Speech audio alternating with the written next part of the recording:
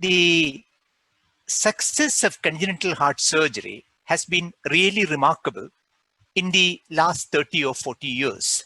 That is why we will have an increasing number of operated congenital heart disease among the patients that we see. However, as cardiologists, we should sober our thought that we don't actually cure most congenital heart diseases. Let's say that we modify the natural history favorably in favor of the patient. If you take away conditions like in secondum ASD, which is operated in childhood, or a PDA, which is closed in childhood, these are perhaps cured, but every other congenital heart disease requires long-term follow-up with an understanding as to what, and don't think that this is a problem with operated patients. There are also problems with patients who have undergone interventional procedures. Take some of the simple things. A sinus venosus defect is a form of atrial septal defect, clinically at least, not embryologically though, where when you operate, the incidence of stenosis of the superior vena cava at its junction to the right atrium, and also stenosis of the right upper pulmonary vein, which is rerouted into the left atrium, occurs in a significant number of patients. So much so, in the national consensus meeting whose recommendations I have presented to you last time, we felt that maybe in India we shouldn't operate on this entity very early and waiting till 5 or 6 years would be okay, unless the surgeon is very confident that he can repair the sinus venosus defect without causing a long-term problem. Think of a VSD closure. There are two things that we would be concerned about: a complete heart block, which will occur in less than 1% today in the hospital stay period, but a lesser number could develop it even later in life. Tricuspid regurgitation is another thing which could occur as a consequence of VSD closure. And when we device close ASD, don't think that's a great thing completely free of complication either. Today we know that device closure of large ASDs with oversized devices, particularly when the defect is completely short of an aortic rim, is associated with a risk of late erosion and tamponade. Why a PDA device closure? If you're not careful, you could obstruct either the left pulmonary artery or the descending aorta. I have seen both this happen. So these are the things that you should be looking for when you are following up such patients. So after surgical closure of ASD, especially if it has been done in childhood, you're unlikely to run into any problem. And a sinus venosus defect, however, you should check the ECG to see whether the patient is in sinus rhythm. And this you need to do in every visit. And in echo, focus on the SVC and the right upper pulmonary vein and look specifically for stenosis. Endocarditis prophylaxis after device or surgical closure is recommended for 6 months, but it's always a good practice for them to maintain good dental hygiene. This is an echo of a 69-year-old lady who underwent device closure in our institution a year ago. This is only to highlight the role of antiplatelet agents. We give aspirin for 6 months in everybody, but in patients like this, where there is a large device and in an older patient, we would rather give clopidogrel also for the first 3 months. And when you follow up, you do need to see echo at some intervals. Later, even maybe at 3 to 5 years, it is better to see an echo. After a surgical closure, after 1 year, if there are no issues, maybe there is no reason to see them. So this is an ASD which had a device closure. Is it worthwhile to close these ASDs in the elderly? Yes, their heart size does come down. The heart remodels with the decreasing size of the RV and RA and increasing size of the LV. And arrhythmias, there is a decrease in the incidence but not abolition. If they have already gone into atrial fibrillation, that's not going to go away. Look at this clinical scenario, which I encountered some 10, 15 years ago. I met a 50-year-old doctor who was known to me. She had undergone a surgical closure of sinus venosus defect at 20 years of age. She went through 2 uneventful pregnancies and her training. She trained as a surgeon. And when she met me, she told me that she had a dramatic episode of syncope while she was scrubbing for surgery, and she needed to be cardioverted. This is representative of the ECG that she had. As you can see, it shows a LBBB pattern, suggesting that it's a ventricular tachycardia, and the axis is inferior. So this is a tachycardia originating from RVOT. Did her previous surgery have anything to do with it? Yes. Her assessment by different forms of imaging, including CAT and transesophageal echo, showed that she had a residual sinus venosus defect, and she had one anomalous pulmonary vein which was draining still into the SVC. She had a shunt of 1.7:1. So we theorized that unless you abolish the residual shunt and then ablate the RVOT tachycardia, she's going to be in recurrent trouble. That's exactly what we did, and she recovered well after that. That was a relatively smaller problem, sinus venosus CHD closure, presenting in late adult life as a major arrhythmia. But we have much more common problems with some entities like repair tetralogy. Let's remember that surgical repair of tetralogy fellow was an important landmark in the history of pediatric cardiac surgery. We have gone a long way ahead from the days when the first tetralogy repair was done in 1854. Today, in any good center, a child with tetralogy fallow would expect to be operated by 6 months or 6 months to 1 year at the most, and with an excellent surgical outcome. I would think that there's a more than 96% chance of that the child will leave the hospital in good health. However, during the childhood itself, there's a 5% chance of reoperation, maybe for a residual VSD, for a residual RVOT obstruction, and a similar need for CAT intervention, most commonly for LPA stenosis. So today we recognize that the entity of repair tetralogy is a disease. It is anatomically, physiologically, and electrophysiologically an abnormal heart. So we need to know what is wrong or what is different in a repair tetralogy as against a normal heart. Let's solve the solution of repair tetralogy. At 30 years, if you look at Western data, if an ordinary person has a risk of death, which is like 0.15%, a repair tetralogy has a mortality risk of 0.5% per year.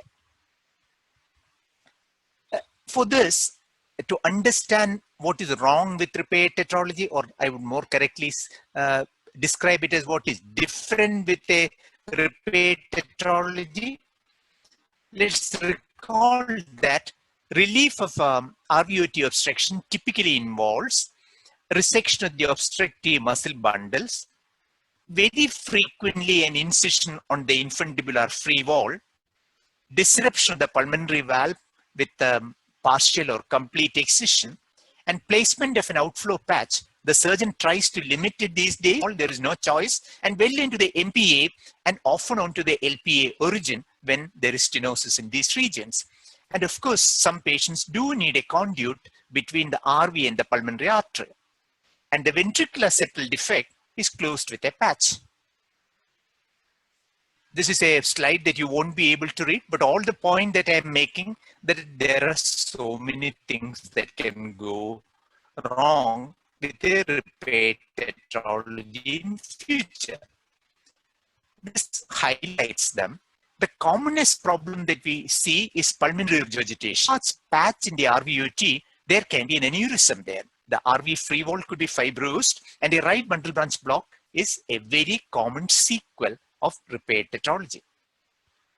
So among the surgical corrective measures that could influence the long-term RV mechanics, the issues would be how big is the outflow patch? The surgeon tries to make it small, but he has no choice if he has a very bad outflow to deal with. Fibrosis of the RV, impairment of the RV relaxation, a prolonged conduction time, there is an RVBB with a wider and wider QRS duration, dyssynchrony of RV contraction, and if you are repairing tetralogy, maybe in an older age, the damage to the RV may not be fully reversible. We said that pulmonary regurgitation is a key hemodynamic determinant of the long-term quality of life of the tetralogy patient. This leads to progressive RV dilatation and biventricular dysfunction. What are the determinants of pulmonary regurgitation? Extending the Torricelli principle to predict the PR volume, we can say that the degree of PR would be determined by the regurgitation orifice area. Quite often, there is a huge orifice because there is nothing there to guard the pulmonary valve. The RV compliance, a low compliance, encouraging more, an increased compliance, encouraging more PR. The diastolic pressure difference between the main pulmonary artery and the RV, hardly any. The capacitance of the pulmonary arteries and the duration of diastole. So the PR depends on the diastolic gradient, the pulmonary valve orifice size, which is huge, the PA diastolic pressure, which will depend on the vascular recoil, and the RV diastolic pressure, which is related to the RV compliance. Immediately after surgery, the RV ADP is high and you can see the JVP raised. But as time passes, the RV relaxes, the RV EDP comes down and encourages more pulmonary regurgitation to occur with the same degree of anatomic changes that were present post-op. And with RV dilatation, there is a more pulmonary regurgitation taking place because the pulmonary arteries are also getting dilated, and this becomes a vicious cycle with progressive pulmonary regurgitation and progressive. While we look at the history of the patient, when we look at the ECG of the patient, in the ECG, you can expect normal sinus rhythm. RBBB is inevitable, but you should look at the duration of the QRS complex. You should look at the axis. If it is an RBBB with a left axis, there's a higher chance of complete heart block in future.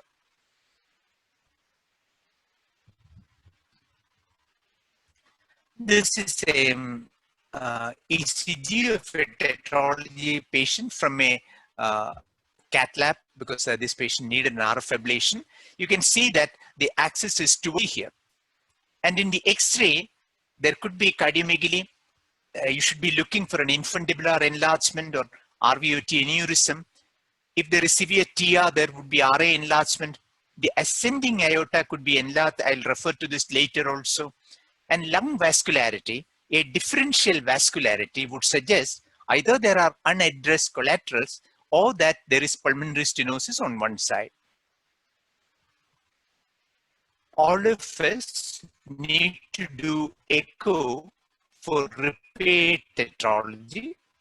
And when we do repair tetralogy echo, we must know what is it that we are looking for. You definitely look for residual VSD, pulmonary artery stenosis. You must look at the degree of pulmonary regurgitation, TR if any, what is the RV function like, the LV function like. Look at the size of the ascending aorta. Are there any collaterals that we didn't see before? These are the issues that we should think about. So in the echo study of the RV, you have geometric parameters to see on 2D, maybe on 3D as well, and non-geometric parameters on the M-mode, Doppler, tissue Doppler, and those of you who are used to looking at strain images, strain also. In the Doppler, our main aim is to see how severe is the PR. There are some objective parameters that you can say you can use to say that the PR is severe, at least mild versus severe. One of them is the pressure half time of the PR signal, the time taken for that signal to reach half the pressure gradient in milliseconds. Less than 100 milliseconds is severe PR. You can also relate the PR flow to the duration of diastole. If it is less than 3/4, that is severe PR. It's very easy to correlate the width of the PR jet to the annulus of the pulmonary valve. If this is more than a third, that is severe PR, then we have other things also to look for. But the two useful things are the time and the annulus ratio. This is showing that correlation. Look at this image. Here you can see that there is a turbulence which is related to pulmonary regurgitation as well as some obstruction. This Doppler signal denotes the forward gradient, which is hardly significant. But look at the PR. The PR signal ends fairly early. The pressure half time here has been measured as 109. So that is bordering on severe PR. We also, in long-term follow-up, look at the dimensions and function. So if you are looking at the RVOT, the way the RVOT shortens, the fractional shortening of the RVOT can be measured. And similarly, there is no mathematical model, but you can try to get an approximation by looking at an RV fractional area change in the fourth chamber, and a fractional area change less than 30% or a fractional shortening less than 25% correlates with RV dysfunction on cardiac MRI. In cardiac MRI, we look for an RV ejection fraction. An RV ejection fraction less than 35% denotes significant RV dysfunction. And these simple 2D parameters have a correlation with cardiac MRI RV dysfunction. RV volume on 3D is, and the newer generation 3D echo technology is giving us RV volume, which is being standardized. We are used to looking at TAPSE in the adult echo for right ventricular function. This is not very reliable in children, may have some usefulness in adult tetralogy. And the value that you are looking for is a TAPSE less than 18. In children, this has not been validated. Now, let's look at this case scenario, which again is of a patient who is under my care. I saw him when he was 36 years old. He had undergone tetralogy repair at 10 years of age. He had a residual VSD and actually a residual RVOT obstruction as well, which was repaired 2 years later in a redo surgery. He did well. He got married. He had a child. But in the after his 30s, he noticed effort dyspnea and fatigue. And before he saw me, he had had 2 episodes of syncope, and he had been diagnosed as a ventricular tachycardia and RF ablated in a center, but he had recurrence of the tachycardia, and hence he was seeking another opinion. This was his ECG. Actually, I showed this ECG earlier also. It shows an RBBB with a QRS duration, which could be induced in the cath lab, which is actually an atrial flutter. It's a wide QRS tachycardia because the QRS is wide to begin with. So he was RF ablated for that, but importantly, he had severe PR, which needed to be addressed. So we gave him a surgical pulmonary valve, which is a perimount bioprosthetic valve. And he had a rather stormy post-op course, but eventually he came out of it well and went home on a small dose of amiodarone. And his echo was very encouraging. He went back to work, his symptoms disappeared. In fact, he fathered another child, went abroad, worked, it was all right. 5 years later, he had a recurrence of atrial flutter, and that had been a reason for undergoing another RF ablation. But after that, he seemed better. This is his echo after the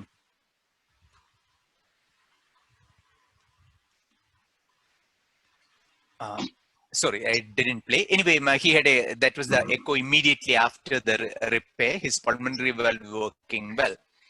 But this is his current ECG.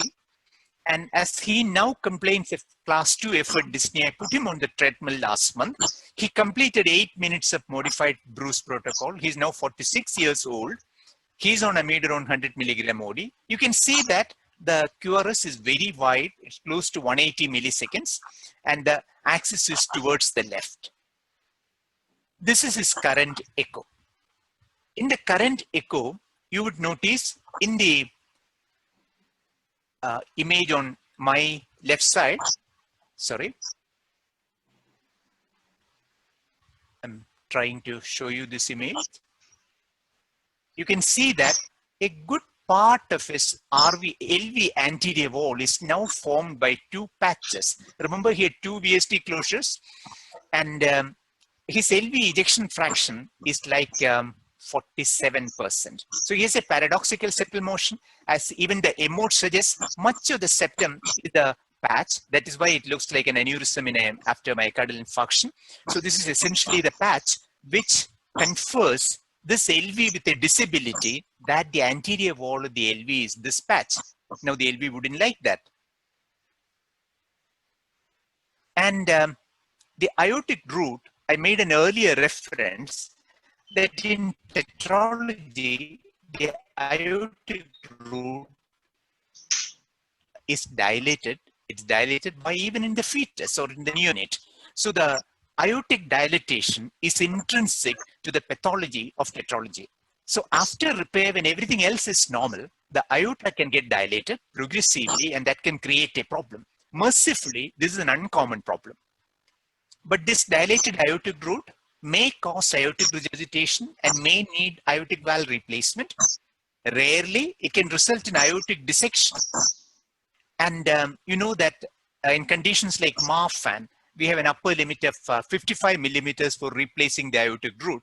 In tetralogy, it has been recommended that you have a higher threshold and wait for 7 centimeters if the patient is asymptomatic before you recommend surgery only for that. And if the ascending aortic size is 55 millimeter, you would replace that also. I should make a reference to the role of cardiac MRI in the evaluation of repair tetralogy and older children and adults with operated congenital heart disease in general. Timing of MRI is a big problem for us in India because we can't afford to do an MRI in every visit. And as the child grows older, the quality of echo starts decreasing. In an MRI, once you have made the choice based on your 2D echo, we look for the pulmonary regurgitation, the regurgitation fraction, the regurgitation volume, the RV and LV volumes, and the RV ejection fraction. When echo suggests significant RV dilatation, that is when we would go for an MRI.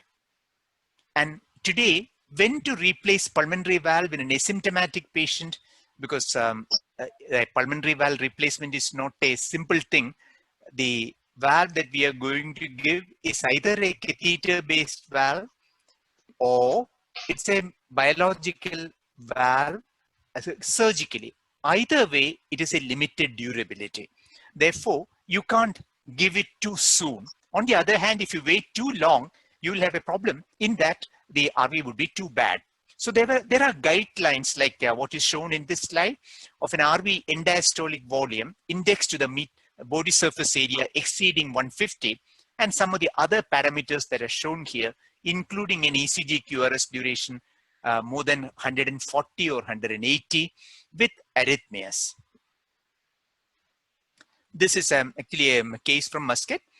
They were in a 15-year-old boy who had an infancy repair of tetralogy fellow. He had severe pulmonary regurgitation with a very large annulus. So he was given an Edwards sapien valve. This shows the basic images showing the Edwards sapien valve.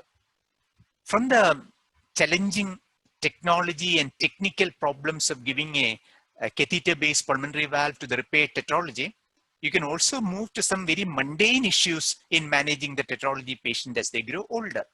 We will be dealing with some women. There will be issues of contraception and pregnancy. When we are dealing with men and women in reproductive age group, issues of recurrence risk and the relevance of fetal screening by a fetal echo, we need to discuss with, mind you, male tetralogy patients also. Male tetralogy patients also have a risk of transmitting the disease to their offspring. Therefore, it is important to see the fetal echo in the offspring of a male tetralogy patient also. Definitely in the female tetralogy patient too. And for contraception, most women are able to choose from a full range of contraceptive options, but you should remember that combined hormonal preparations could cause trouble if there is ventricular dysfunction or atrial arrhythmias, because estrogen is associated with a higher thromboembolic risk. And tolerating pregnancy, most tetralogy patients would tolerate pregnancy very well, unless an individual patient has severe ventricular dysfunction or arrhythmia. Endocarditis, we are always concerned in a repaired lesion. This is more likely if there is a conduit or a prosthetic valve. Even though the guidelines speak of endocarditis prophylaxis only in those with conduits and prosthetic valves, we should definitely recommend everybody to maintain excellent oral hygiene. And let's also remember that there could be neurodevelopmental, psychological, and psychiatric issues in a small percentage of tetralogy patients as they grow older. This is because, as you know, 22q11 deletion is associated with psychological, educational, and psychiatric problems as people grow older. And if you take repair tetralogy as a group, some people have reported that their overall scores for psychological evaluation and developmental behavioral surveillance, their scores are lower. So it's important when you are seeing an older patient to look at their scholastic performance, their interactions with the other people, and whether there are any traits of a psychological or psychiatric pathology that is evolving. Moving from this to a common challenge in the older child and adult, where there is a percutaneous pulmonary valve implantation is needed. Let's refer to some of the common indications for percutaneous pulmonary valve. In general, stenotic, regurgitant, or mixed lesions after RVOT surgery is the indication for doing a tetralogy, doing a percutaneous pulmonary valve. And what are the situations where this can occur? Typically, let's speak of fettuncus or a repaired tetralogy pulmonary atresia where there is a conduit. There, occurrence of a stenotic, regurgitant, or a mixed lesion becomes a classical indication for a percutaneous pulmonary valve. But as we demonstrated earlier, even in the native RVOT of tetralogy, after pre-stenting the RVOT, you could go ahead and implant a pulmonary valve. This is a story of a 15-year-old boy whom I had seen, where the child had facial dysmorphism, dyslexia, and he was FISH positive for 22q11 deletion.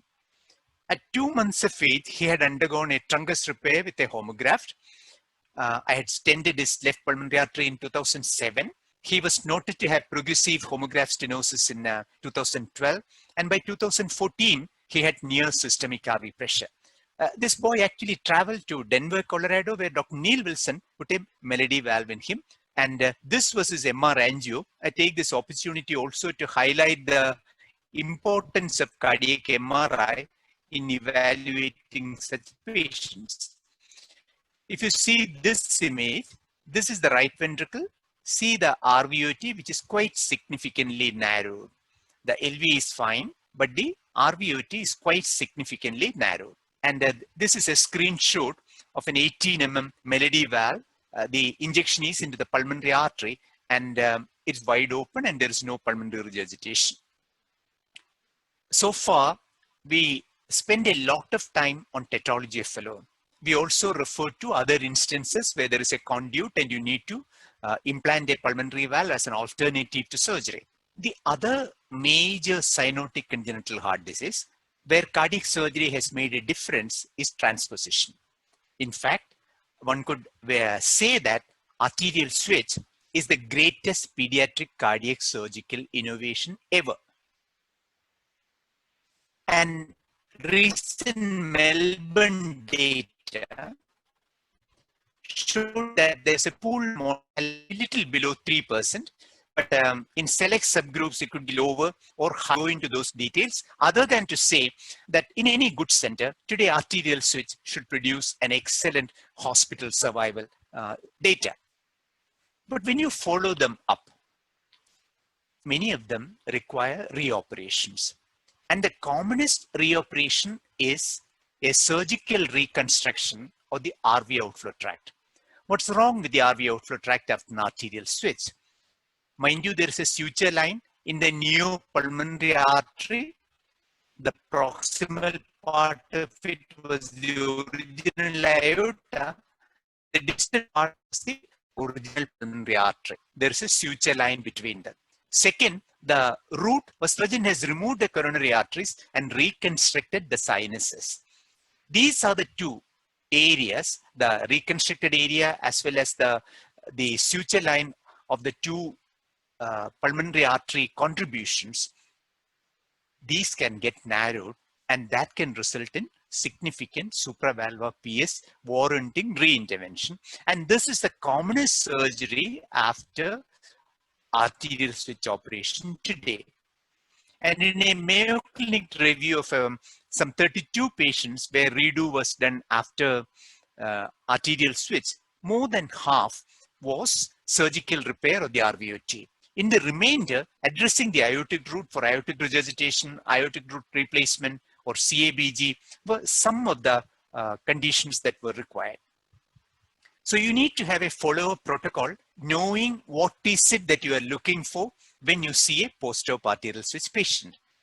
In the first year, of course, you see them frequently. After that, maybe you will see them once in a year. And during each visit, you want to know how well they are doing. In the exam, are you hearing any murmur? Is there any cardiomegaly? Is the ECG normal? How good is the transthoracic echo? Demonstrate the Lecomte pulmonary arteries. And at some point, you may need a halter. The Western recommendations are for yearly halter. We may not do it that way. Certainly, when they grow up, they should have a TMT to look for evidence of ischemia. And there is also a recommendation to have some form of coronary artery imaging, most likely by CT angio today, between 5 and 10 years of age. And look for the common complications. RVOT obstruction, pulmonary artery stenosis, because the pulmonary arteries could be stretched over the aorta, neo-aortic root dilatation, aortic regurgitation, coronary obstruction, ischemia, or LV dysfunction. And cardiac MRI is a very powerful tool in the follow-up.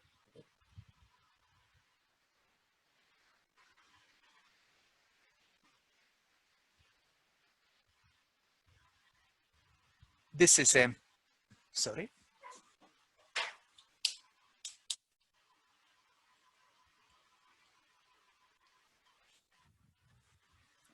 Sorry for the interruption. This is the story of a 16-year-old boy who was born in 2001 in Abu Dhabi when I had seen him as a newborn and I'd done a balloon septostomy. We did an arterial switch on day 10. However, in 1 year, he presented with supravalvular PS and he underwent the redo surgery. 4 years later in Chennai, we did a redo surgery for his supravalvular PS. And he had to balloon dilate his main pulmonary artery for recurrent stenosis. And by the time he was 12 or 14 years of age, he had severe restenosis, and this was his reconstructed cardiac MRI image. He underwent an RVOT stenting. Actually, Dr. Shakil Qureshi was kind enough to treat this patient for me. And this is the pre-stenting with a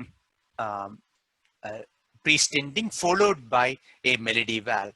And actually, a year later, there was some compression on that stent, but he's doing well. Life after pulmonary valve replacement is no fun.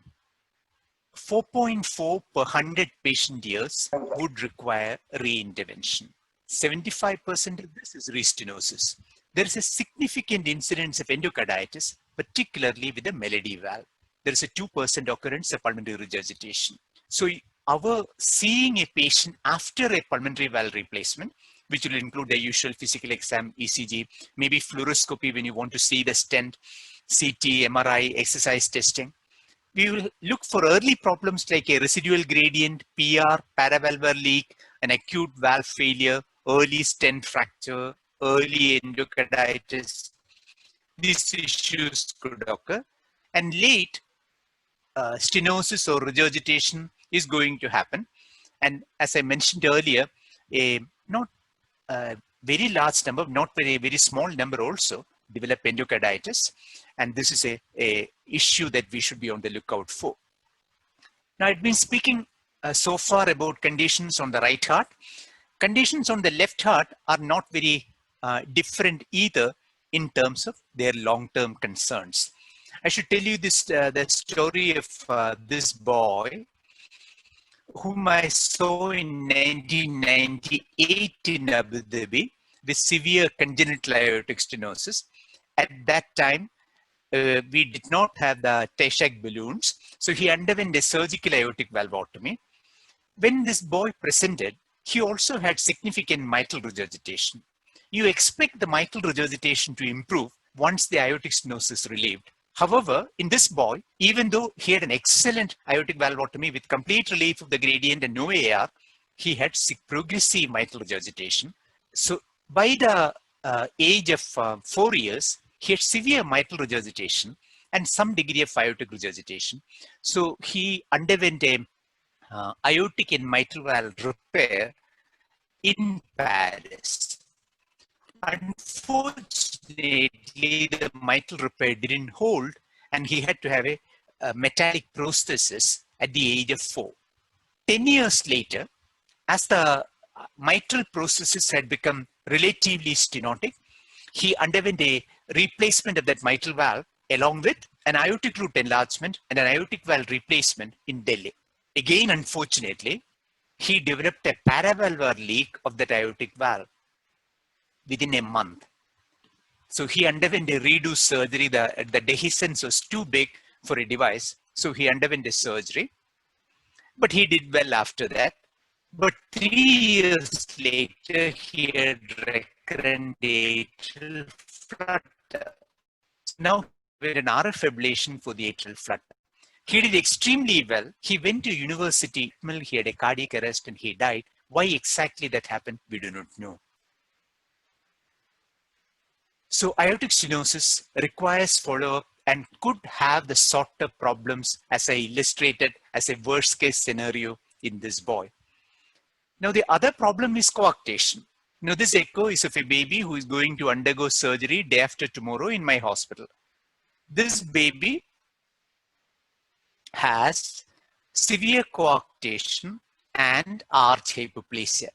So he would need some form of extended end-to-end anastomosis or more likely an arch repair under cardiopulmonary bypass with an antegrade cerebral perfusion. A challenging surgical proposition, but which will give an excellent short-term surgical outcome. What will happen to these children in future? Before I come to that, if it's an older child or adult that you see with coarctation, our primary form of treatment will not be surgery, it will be transcatheter management with balloon dilatation in smaller children and stenting in older children and adults. And the even tortuous coarcs in older adults would be managed with a covered stent. Look at this young girl who had each one of these. I saw her as a neonate with a VSD and coarctation of aorta. At 2 months, she had a coarctation repair and VSD closure. She had recoarctation, which required repeated balloon recoarctation, severe LV dysfunction, and she had a stroke from a thrombus in the poor LV.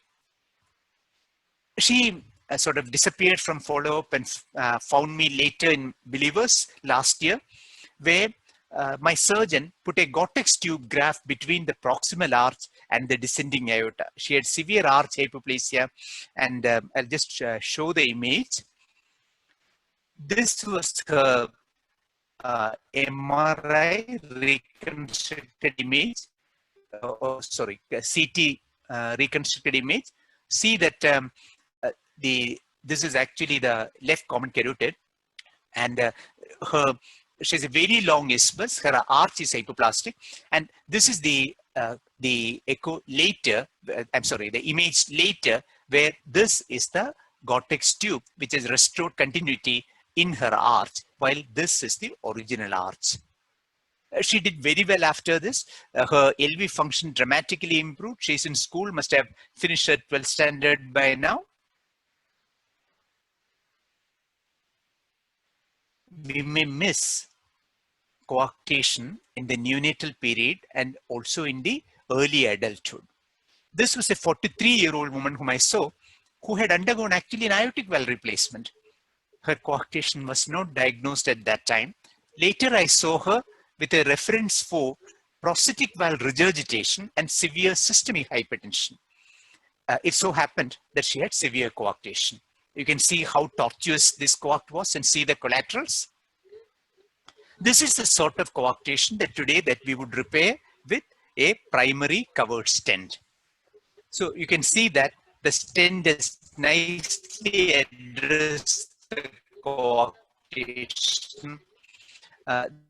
Nice opening of the stenotic segment, and therefore we would expect that this patient would do well. Actually, she was on 5 antihypertensive medications prior to her surgery. Much of it was taken off after surgery. However, we should again have the sobering thought that if you are going to see a repaired coarctation in childhood and adulthood, anticipate some trouble. You could have a local vascular problem like restenosis or aneurysm. You could have ascending aortic dilatation. Even with a perfect repair, the aorta could dilate either as a bicuspid aortic valve aortopathy or as part of coarctation pathology itself, because there is a diffuse arteriopathy in many of these patients. And even if none of these happens, it is estimated that half the patients will develop essential hypertension. This may be related to mild arch hypoplasia. There is a resetting of the renin-angiotensin-aldosterone system, maybe a resetting of the vasoreceptors, and their forearm vascular resistance is supposed to be abnormal to begin with. Whatever the reason, essential hypertension has a 50% occurrence after coarctation repair in childhood, as they grow into their 40s. Aortic dissection, and if you're dealing with a female who has undergone coarctation surgery or balloon dilatation and she's coming to you in pregnancy, you would be looking for aortic dissection. It is also found that repaired coarctation has a greater chance of premature coronary artery disease. Aortic valve disease, because there is a bicuspid aortic valve, it may be later that they present with stenosis or regurgitation. They have an association with sub-AS. They could have mitral valve disease. They may have extracardiac problems like berry aneurysm and polycystic kidney. So the physician and the cardiologist have a lot to look for when they are following up a repaired coarctation. We must also refer to single ventricle. This is the echo of a single ventricle patient where there's hardly any septum. It's a hypoplastic LV with a huge VSD and a double outlet right ventricle. With this type of a baby, we need to do a PA band because here the pulmonary artery flow is unrestricted to prepare the pulmonary vasculature for future Fontan operation. If this patient had presented with severe PS and hypoxia, we need to do a BT shunt or a ductal stenting to maintain the pulmonary blood flow. The idea then is to do a Glenn shunt connecting the superior vena cava to the pulmonary artery by around 6 months of age, We discussed the timing of this indication in the last lecture, and complete the Fontan commonly by an extra cardiac conduit by, let's say, 5 to 10 years of age. Single ventricle in the newborn period. Later, we are trying to see what all things would be done to this patient. Fontan has very dramatically altered the lives of number of children who would otherwise have just died. We in Believers had this 22-year-old boy who had a right isomerism with a univentricular heart and a TAPVC. So he had a TAPVC repair and left Glen at the age of 1, and he presented to us with severe desaturation and severe AV valve regurgitation.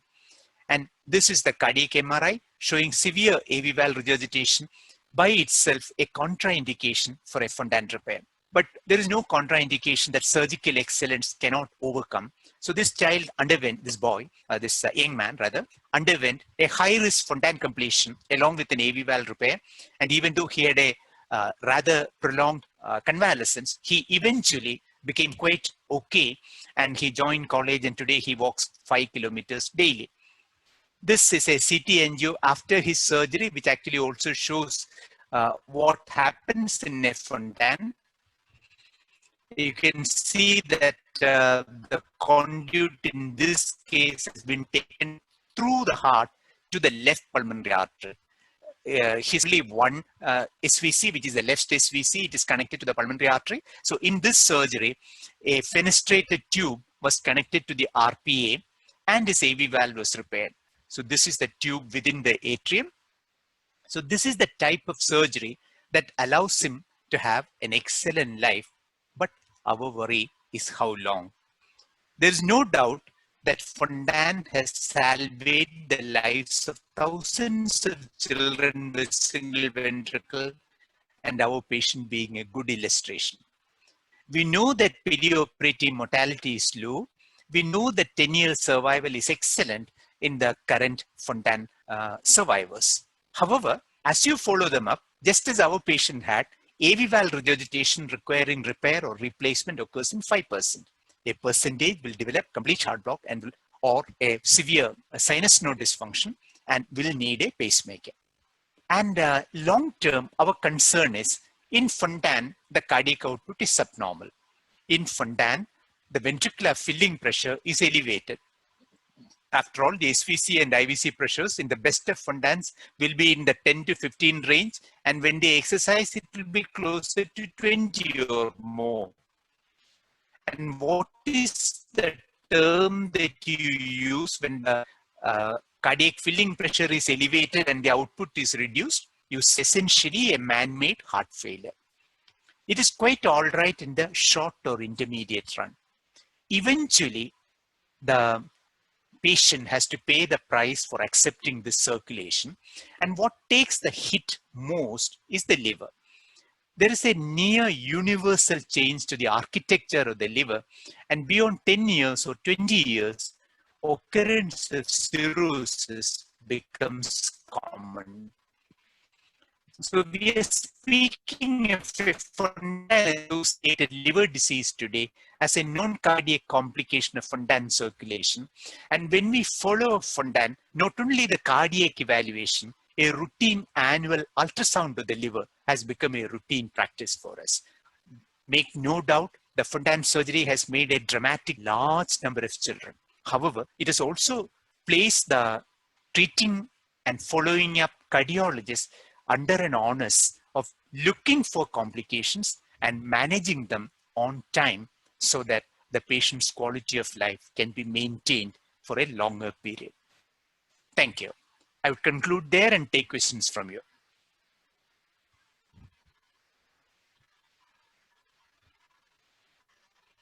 Thank you so much, sir, for yet another fabulous presentation. You've been taking us deeper into the subject. So I would request participants to start, sharing their questions. The first question that we have, sir, is what is the treatment option post also for diffusely narrow bilateral pulmonary artery, ASO? If it is diffusely narrow, you are in trouble. I would say there is hardly anything. But generally, what happens is that diffusely narrow pulmonary artery is more narrowed at proximally, and they are amenable to stenting.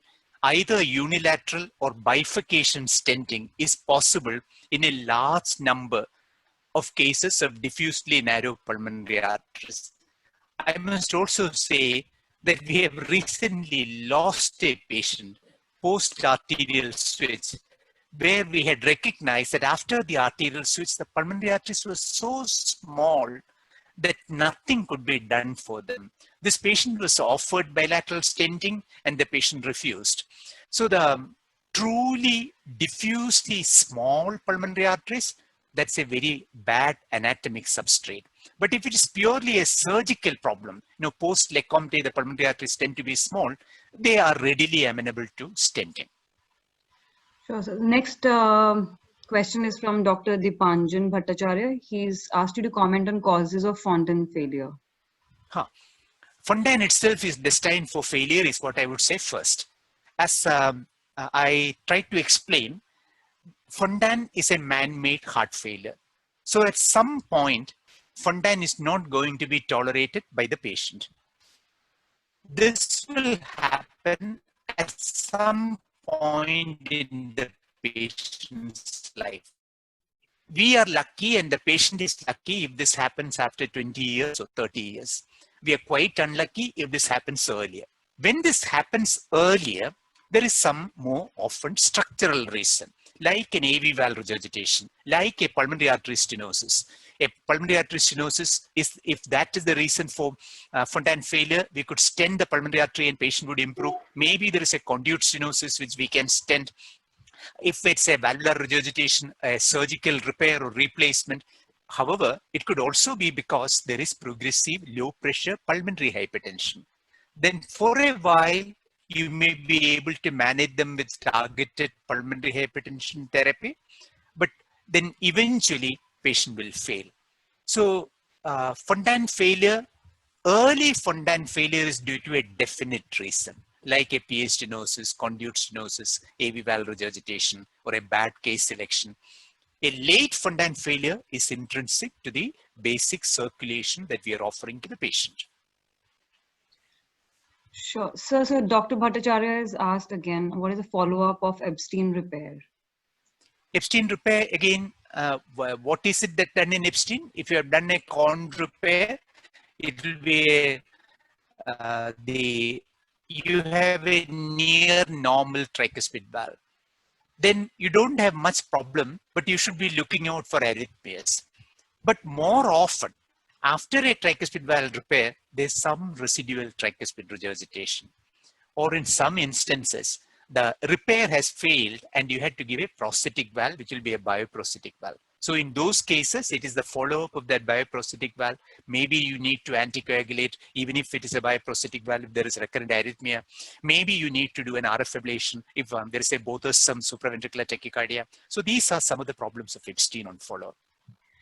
Sure. So next question is from Vijay. He's asking how to look for BT shunt and BDG shunt in echo. How to differentiate, basically. In a BT shunt, after all, it's an arterial shunt. No, it's a shunt that occurs along a high gradient. To demonstrate a BT shunt, you show the entire length of the BT shunt from a suprasternal view. You can target and focus your probe towards the origin of the shunt from the subclavian or the base of the innominate, trace it all the way down to the pulmonary artery. So when you have a continuous flow at a higher pressure, so you will have a gradient like 70 or 80, because this is the gradient between the aorta and the PA. So the arterial flow with the high gradient is a BT shunt, whereas Glenn is essentially a vein. What you are seeing is a superior vena cava. It is just that the superior vena cava is connected to the pulmonary artery. So again, from the suprasternal nose, maybe a little more to the right when it is a right BDG, you will demonstrate the superior vena cava and show that it is ending up in the right pulmonary artery rather than the heart. Awesome. So, the following question is, what are imaging views for post-fontan conduits? What are the things that we want to see? One, I can say the simple thing in a 4-chamber view, you can look at the ventricles, but what you want to see is the IVC to PA conduit and the SVC to PA glen. The SVC to PA glen is from the suprasternal view, whereas the IVC to PA conduit is best seen from a subcostal view by following the IVC.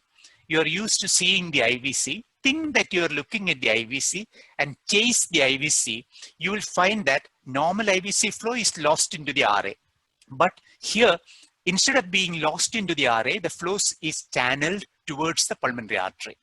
And if you are looking from above, if you're looking from the suprasternal view, you can find the conduit flow coming as a red flow into the pulmonary artery, while the glen flow is a blue flow into the PA. By combining these views, you can evaluate the entire Fontan circuit. Sure, sir. So the same participant has asked how to image glen and VT shunts. I think similar to. I think that has been answered. Yeah. So Abdu Busher is asking why not we give aspirin after PDA device closure? Why do we not give aspirin after PDA device closure? In a PDA device closure, I got the point. In a PDA device closure, we want the thrombus to form. The closure of the PDA is by the formation of thrombus within the material of the device. So here, we have no problem where the thrombus can form and we don't need to prevent it. That is why, we are not exposed to the critical parts of the circulation. The contrast being with an ASD, the left atrial disc is in the left atrium and a platelet plug from there can land in the brain. So there we need to be careful about the thromboprophylaxis, whereas in PDA device, we don't need to worry about the thrombus, and that thrombus is intrinsic to the mechanism of the closure. Sure, sir. So Dr. Partha from Dhaka is asking, in case of dilated pulmonary artery with dysplastic pulmonary valve in TOF, what is the management of pulmonary valve? It depends on when you are seeing the patient. If you are seeing a neonate with absent pulmonary valve, I think I presume the question refers to absent pulmonary valve. In fact, you should distinguish between these two terms. A dysplastic pulmonary valve is something which can occur in a Noonan syndrome or in many cases of tetralogy of fellow. I'm not referring to that. I'm referring to absent pulmonary valve syndrome. If you're referring to absent pulmonary valve syndrome, in neonate, the management can be quite challenging and they may not be amenable to a proper surgical option. But if airway compression, and in which case a conduit repair of the RVOT is all that you need to do. Sure, sir. Dr. Kaiste is asking, what would be your suggestion for a 1-year-old patient who underwent complete AV valve communication operation and ended up with moderate to severe MV stenosis, mitral valve stenosis? It's a very sad thing, something which should not happen. More often it's regurgitation that happens. If the patient has severe AV valve stenosis, he will need redo surgery. Okay. Dr. Salam has a question. When to do redo surgery in residual shunt in post-VSD repair? You quantitate the shunt. See, if you have a large shunt immediately after surgery, again, it shouldn't happen. But there are instances where you realize that there is a multiple VSDs, you close the major one. What you thought was a smaller defect stands up as a big thing, like may happen after tetralogy repair, an additional VSD is standing out. In such a case, the patient's clinical course will decide what you're going to do. If the patient is clinically doing well, if the defect is small or moderate, then you can wait and see what is happening to the residual defect. But on the other hand, at the other extreme, in the ICU, either you should close that residual defect interventionally or surgically. If it is a smaller defect and if there is a shunt of at least 1.5:1, maybe 3 months later or 6 months later, you can do a device closure. Cool. Dr. Apurva Narula has a question. In a patient of pulmonary AF stenosis who has pulmonary valve stenosis or underwent valve dilatation, how to assess restenosis and artery? I suppose the question is the patient has a valvotomy. It's a balloon pulmonary valvotomy that you have done, and you're asking me how would you look for restenosis. Look at the indications for intervention in valvotomies. 64 is an indication for re-intervention. So any Doppler gradient less than this is acceptable. When you are following up the patient, when you have a Doppler gradient exceeding 64, you should consider re-intervention. Cool. The following question is there any role of 3D echo in these complex CHD, and does it add any value to imaging?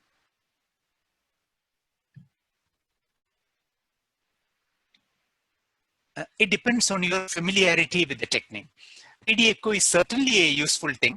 The situations that where we work, where a single pediatric cardiologist may be seeing 20 or 30 patients in a day in an OPD, using 3D, you actually need to spend time on that patient.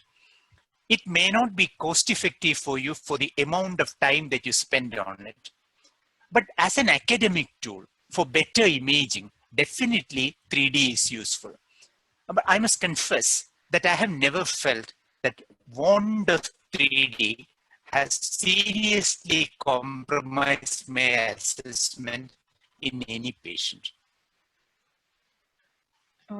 Okay, so the following question is, what is a follow-up on hypoplastic left heart syndrome, HLHS? The follow-up depends on whether you treated the baby or not. If you didn't treat the baby would die and there is no follow-up. If you did treat the patient, what would you have done? It would be a Norwood stage 1, either as a purely surgical procedure or as a hybrid procedure. So then you follow them up and see whether they are getting any problem with the RV to PA conduit or to the BT shunt, whether they are developing severe AV valve regurgitation, to see whether they are fit for Glenn, and to take them through Glenn at 3 to 6 months of age, and Fontan completion like we earlier said, but in this case earlier like 3 to 5 years of age. But most of us do not treat hypoplastic left heart, and therefore we don't follow them up. Okay, so the next question we have is, how different are dysplastic and hypoplastic valves? See, this is using the terms in pathology correctly. What is hypoplasia? It is smallness in size.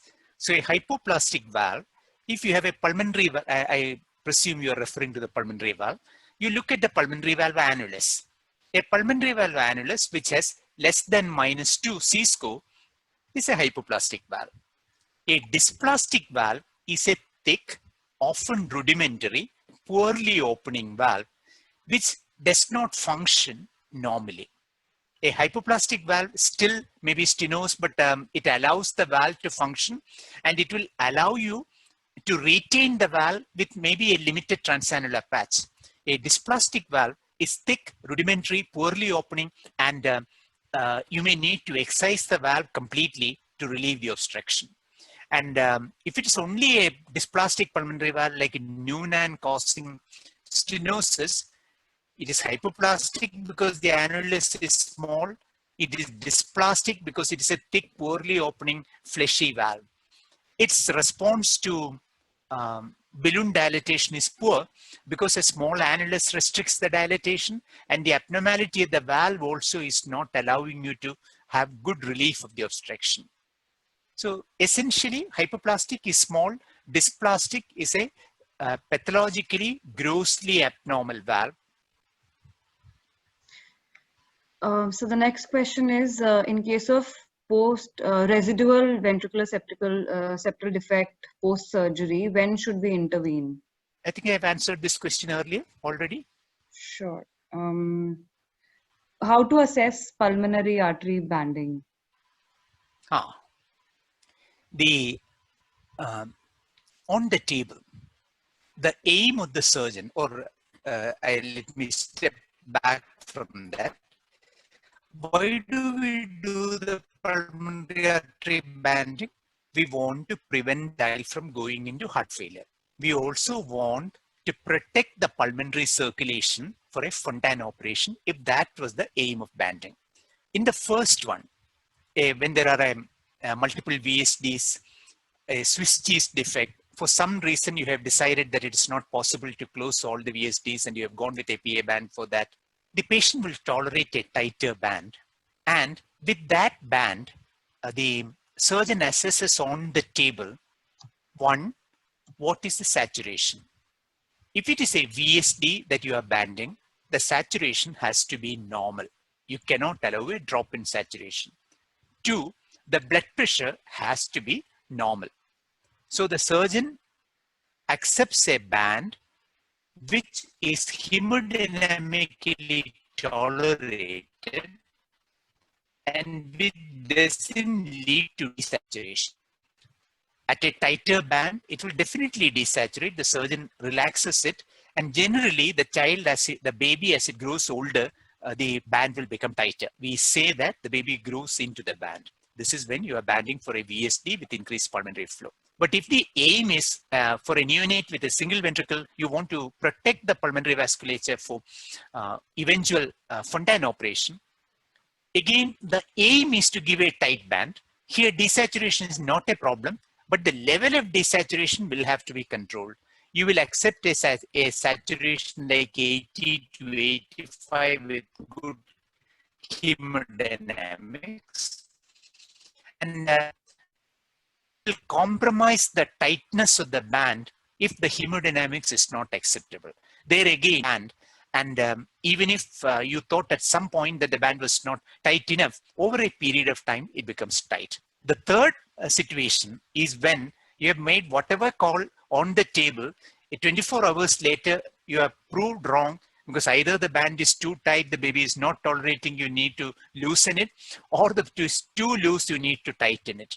So among these three situations, you choose a appropriate degree of tightness depending on the response of the patient.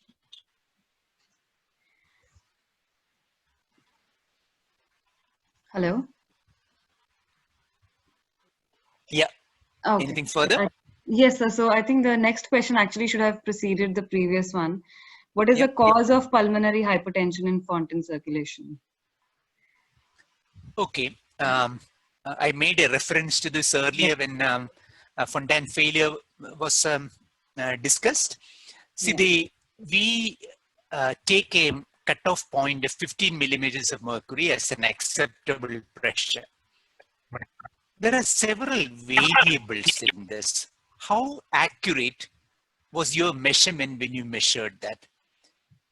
You might have anesthetized you will have anesthetized the patient. Maybe the patient was on ventilated during this, everything was under control, your pressure was 14. You thought this was an excellent pressure. But once the patient is awake, maybe it is 18 or 19. So to begin with, your patient had a low pressure pulmonary hypertension. This very often happens. Second, your pulmonary artery anatomy may not be the ideal one. Maybe the arborization is less than perfect. Maybe there is a pulmonary artery stenosis. Maybe this is particularly where the Fontan has been in a patient with a PA band. The longer period of increased pulmonary blood flow has primed the pulmonary vasculature to go into some degree of disease. These can all be the reasons for pulmonary hypertension. And the word pulmonary hypertension here is PA pressure more than 15. So this is a low pressure pulmonary hypertension. That PA pressure more than 15 is very deleterious to Fontan circulation. That is why you use the word PAH. And in treating this, quite often targeted pulmonary hypertension therapy with bosentan and sildenafil or the newer agents is useful. Sure, sir. So the next question is, if a patient is on aspirin post ASD closure and develops bleeding manifestation, what is your approach in continuation for on Depends such on where, patients? yeah, depends on where he's bleeding from. If it's a minor bleeding, of course, you can discontinue aspirin for a day or two and then restart it. But if the patient is having a, say, major gastric erosion or something, you will not be able to give it. And then you can replace it with clopidogrel, because once the immediate bleeding part is over, in the case of aspirin, gastric bleeding is related to a gastric erosion. That is not a problem with clopidogrel. So once the acute phase is over, you can treat the patient with clopidogrel for the same period. And I've given the dose in the first slide, like it is 1 to 1.5 milligram per kg per day. Sure. So the next question is, what is your opinion on pulmonary artery banding in adult with congenitally corrected transposition of great arteries? That adult makes a question difficult. If I broaden the question in congenitally corrected transposition, if you do a PA banding, you can get the septum to shift to the midline, or you can make it as tight as it allows you to shift the septum to the midline. This gives a pressure of maybe 50 to 60% or 60 to 70% in the ventricle, which is supporting the pulmonary artery. Now, when that happens and when the septal position has changed, the left AV valve regurgitation improves. So in an older child, when you are doing this, the idea is to manage a left AV valve regurgitation. In an younger child or in an infant, when you are doing it, the idea is to prepare the ventricle for a double switch operation. That is why I said your question as to whether we would band it in an adult, that makes the question difficult. Now, banding in an adult will not train the ventricle for a double switch. It is generally held that above the age of 15, that ventricular training by PA banding is unlikely to happen. But as a measure to shift the septum to reduce the degree of left AV valve regurgitation in older children and young adults, it would work. It may work. So the next question is, they want to know what is your criteria for echo? What is your echo criteria for adequate left ventricle training in the great arteries? I believe you are asking about TGA with a Yes, late sir. presenter. Yeah, in a TGA who is a late presenter, the simple thing to look at is the L1, or again one step backward. Look at the shape of the LV. When you are looking at the position of the ventricular septum, if the septum is too far into the LV, which means the LV is completely regressed. The LV posterior wall thickness in a small baby in the first few months of life, if it is more than 3.5 millimeter, that's an adequate thickness. Then there are some ratios. That's a specific question that you will find these references. You can quantitate the degree of septal shift by measuring the septum to LV posterior wall and the lateral, the two dimensions, and see how far the septum is shifted. One, you can look at the LV mass, quantify the LV mass and index it to the body surface area. And if the LV mass index is, say, more than 35, or if it's more than 75, it is excellent. More than 35, it may still be possible to do a switch. But all these criteria would apply in the first few months of life. If it is a still older child who is presenting, then simple echo criteria for adequacy will not suffice. You'll need to go further. Sure, sir. So the next question is, what is your choice of medication for pulmonary hypertension many years after Fontan operation? And also, would you add treprostinil to sildenafil and bosentan? My choice is sildenafil plus bosentan. I have a greater faith in bosentan than sildenafil because much of the data is on bosentan. Yes, any other drug, depending on how bad the patient is, we don't remain fixed on a combination. Subject to availability and in India, affordability, adding on other drugs to see whether there is any response is welcome. Okay, so the last question that we'll take is SVC obstruction post PAPVC operation, when to intervene? SVC obstruction post TAPVC? PAPVC. PAPVC. I suppose you are referring to a sinus venosus ASD? Partial anomalous pulmonary. No. I said what you told me I heard, but to the person who asked the question, I'm telling him that in a PAPVC, ordinarily, there is no reason why the SVC would be affected, but the situation where it would be affected is when there is a sinus venosus ASD, where part of the complex is a right upper pulmonary vein draining to the SVC, and the repair is the defect between the SVC and the right upper pulmonary vein. Occurrence of SV stenosis is, happens in some percentage of patients. You could wait for a few months or depending on the age at which you have done. The idea is in a smaller child, you're trying to do a balloon dilatation, see the response. Once the child is say 5 years or 10 years plus, you can easily put a stent there to treat that. So the older the child, the easier it is to stent. All right, sir. On that note, I think we'll call it a day. Thank you so much once again. You have a lot of compliments coming your way. People have mentioned that it's been a fantastic presentation, one of the best they have attended. I will share, of course, the chat from the session today. I would like to thank all the participants for joining us again on a Saturday evening. It means a lot to us. We have a session tomorrow as well.